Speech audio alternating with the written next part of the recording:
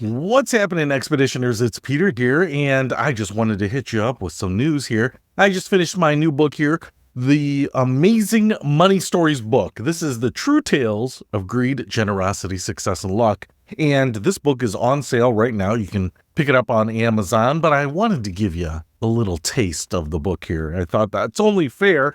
In fact, over the next few months, I'm going to give you lots of tastes. I'm going to basically read a bunch of chapters, and I'm basically going to, in every episode, read a chapter and then just tell you about how that chapter came to be. Some people want to know what goes on in my mind, probably for research purposes when I am dead, to make sure that no one else is afflicted with my demented thinking. But I really actually enjoyed writing this book. It actually took me a lot longer than I thought. I thought it was going to be a quick book to read, and it has, I will tell you, that I was actually going to call it like 101 True Tales of Money, but I ended up doing more than 101 stories, and I was like, I don't want to gyp anyone. I don't want to rip anyone off here. So it has actually 108. So I could have said 101. When you get it, you're like, it doesn't have 101, it has 108. What a value. So one of the things that has happened before I get into chapter 1, which should be an anchor story for you, is that just over the years, over my career of working in money and finance and investments and financial coaching and just my passion and interest in the money world, you actually read a bunch of stories that are money related. Some of them are very hardcore money related, and that's actually a separate book that's called Money is Fascinating. So I've carved those out into a different book, but just the interesting human side of money.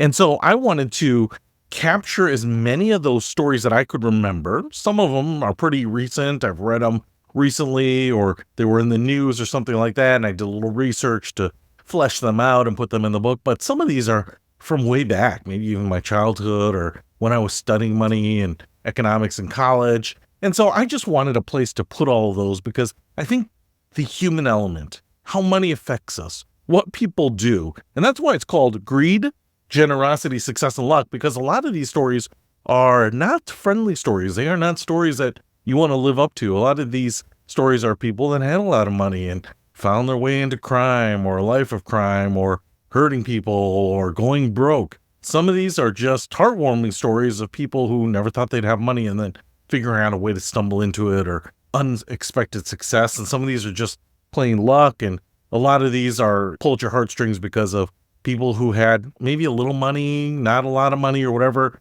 and what they did with it was really momentous. There's a lot of people out there that don't get the accolades that they probably should, even though they've really sacrificed everything they had for the good of humanity, for their communities, for their friends and family. So wanted to put those all in the book, and I wanted to keep them short. If you are a fan of old radio, I loved Paul Harvey back in the day, the interesting stories that he would tell and the twist endings. He was like the original M. Night Shyamalan. I really wanted to do something like that. And some of these stories are a little bit like that. Maybe the setup is a little ambiguous and then you get hit with that ending, which is something like, you're like, oh, I didn't know that. But in the interest of not trying to force some of these stories and trying to lead you down paths that aren't super obvious, I just wanted to tell some of these stories and not necessarily have twists, just some of the stuff that you probably didn't even think about that you didn't know. So with that, I will just say that some of them are just, I tell you who the main character is and just try to give you a little backstory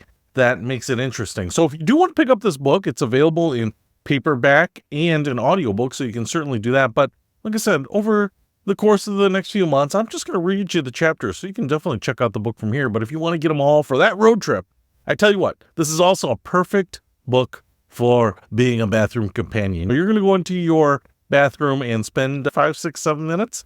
You can crack out a couple of these stories and some other stuff. But basically, they're just all encapsulated. They're not related to each other. Every chapter is one story in just a couple pages. They don't have to be super elaborate. With that being said, with the stage being set, let us enter with the first story here. And I've titled this one, A Swell Time. In the late 1970s, a young entrepreneur named Richard Branson found himself on a quest to win the heart of a beautiful woman. Little did he know that his pursuit would lead him to an unexpected love affair with a Caribbean paradise known as Necker Island. At the time, Branson was far from the billionaire he is today. As the founder of Virgin Records, he was still trying to make his mark in the music industry. So when a realtor offered him an all-expenses-paid trip to the British Virgin Islands, Branson saw an opportunity to impress his new love interest. The catch? He could only bring one guest. Ever the romantic, Branson chose the object of his affection to join him on this tropical adventure. As the helicopter soared over the crystal-clear waters and pristine beaches of Necker Island, Branson was captivated by the 74-acre hideaway untouched beauty. But his heart skipped a beat when the realtor revealed the asking price, a cool $6 million.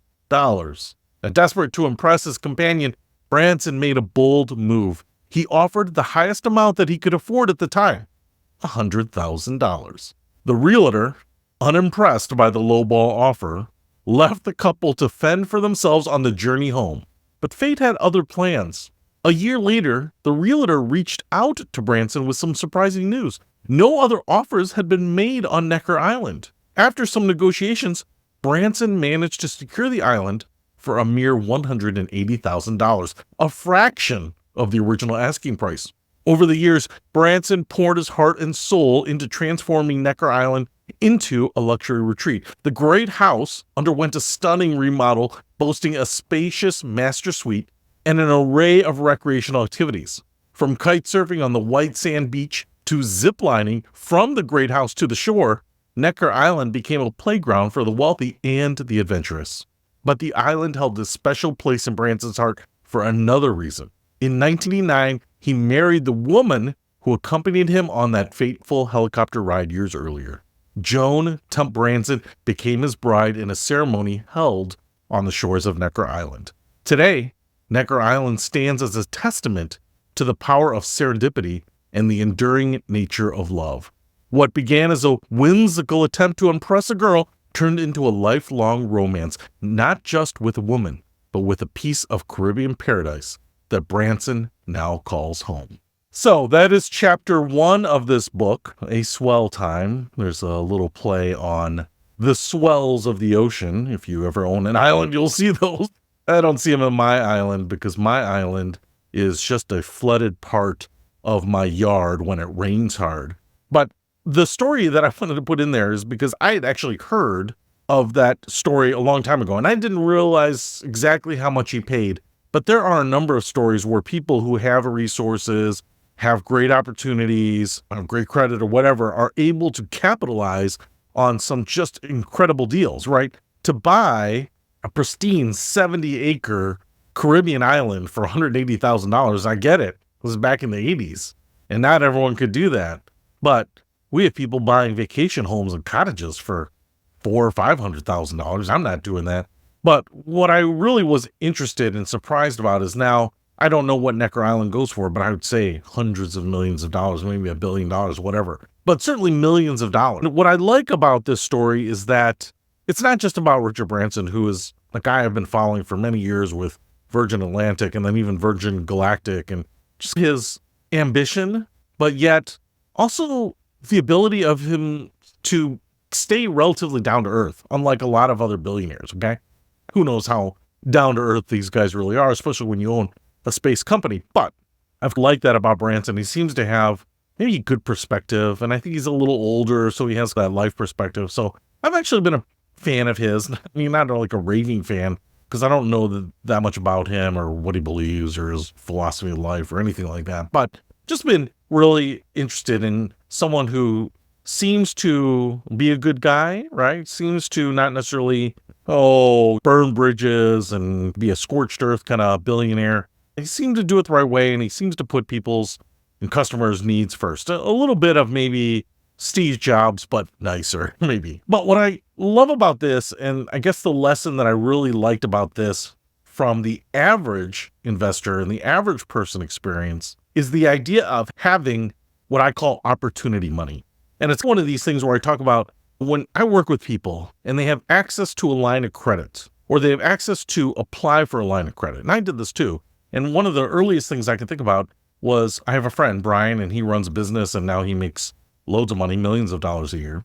And he told me when he first started his business, the business would not have survived had he not gotten a line of credit, because he applied for $600,000 a line of credit at the time. And that allowed him to make payroll when he actually didn't have the cash on hand, knowing that in the future he was going to have that.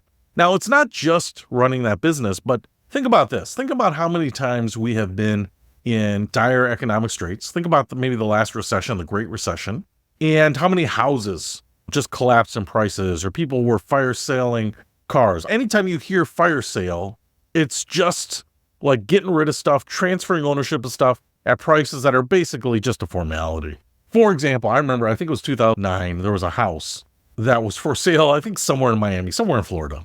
And it was this grand 4-story canal front house. So it's on the water, and the owner obviously was dumping it.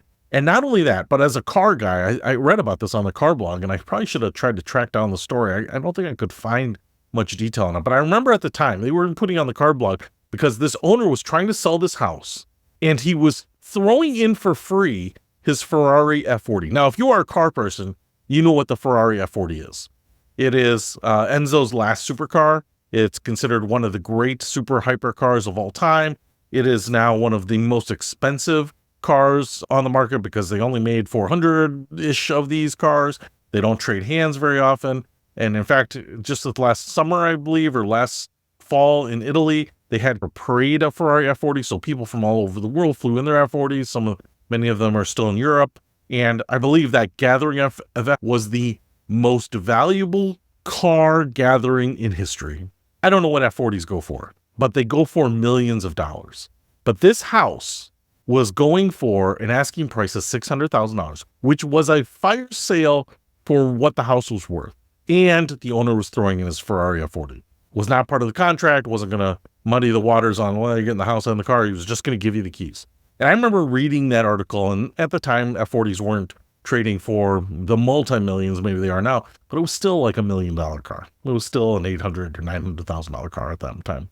And I just thought, man, $600,000 is getting you this amazing house, plus an $800,000. You would be dumb not to buy it. But the problem is, who has that kind of money? But if you have that money, you have an awesome opportunity to probably buy a $3 or $4 million house and what is now probably a $4 or $5 or $6 million car. You have the opportunity to spend $600,000 to make like $8 million, right? Who wouldn't do that? But my point here is that when I was talking about Brian, he was talking about getting that line of credit, right? Maybe you don't have to solve that right now, but for some of us average people, just getting the credit that you can get when you don't need it so that you have the opportunity to exploit or to take advantage of those deals when they come about is like the middle American's way of exploiting some of these inefficiencies sometimes, some of these disconnects, right? We aren't billionaires that say, hey, you know what? Twitter's on sale. I'm going to buy Twitter today. Some of those things are just out of bounds. But I tell you what, even in the 80s, there are people that could have probably put together $180,000 for Necker Island. I think the $6 million list price just scared a bunch of people away that could probably put together $180,000, but wouldn't even look at it because they didn't even think that was in the realm of thinking, right? If they had put $1 million price tag on it, then maybe they actually would have gotten more closer to $1 million, to be really honest. And so that is what made me intrigued by this story. Not just the numbers, but the idea that there are these times when you can exploit the fire sale, the distressed buyer. And for the average person, if you don't have access to credit, if you don't have a lot of cash on hand, you'll never be able to do that. In fact, most recently, and I didn't put this story in there, but it's the AT&T tower, I believe, in St. Louis. Did you see this? It sold for almost $250 million a decade ago. It sold for $4 million recently in auction, went bankrupt. $230 million to $4 million. There are homes, there are vacation homes up in Traverse City that are more than $4 million. There are homes a couple blocks over that are more than $4 million. To get a 60-story building for $4 million kind of blows my mind. And that's what this falls into, is that category, that sometimes there are just amazing deals. And most of us average people won't ever hear about them. But if you do stumble across them, and this kind of falls in the category of it's too good to be true, it's probably not true, but there are these amazing deals sometimes. And if you not only stay tuned to hearing them, but if you have the capital or the credit to be able to exploit them, take advantage of them, then that can put you in a really great financial situation. Just one of these deals could be enough to set you up for life, right? Obviously, Branson wanted it as a playground, as a home. Who wouldn't if you could? But my point here is that maybe the recession comes around and you've been looking for a minivan and they're $48,000. They are. Oh my gosh, the Kia Carnival and the Toyota Sienna and the Chrysler Pacifica, these are $50,000, $60,000 minivans. But I tell you what, if someone down the street was trying to unload one of these minivans that's now worth me, let's call it $35,000, and they just wanted $8,000 or $9,000 or $10,000, that'd be a great deal.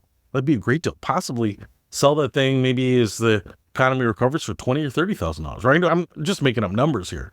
But if you have that money, if you have that credit and can do it, man, you could take advantage of that and potentially put some money in your pocket later. You could be that Richard Branson. So anyway, it's a true story that I really thought was interesting, but it's a true story that I think also gives us some lessons for ourselves. So that's why I picked it. That's why it is story number 1. That's well time if you want to pick up True Tales of Greed, Generosity, Success, and Luck.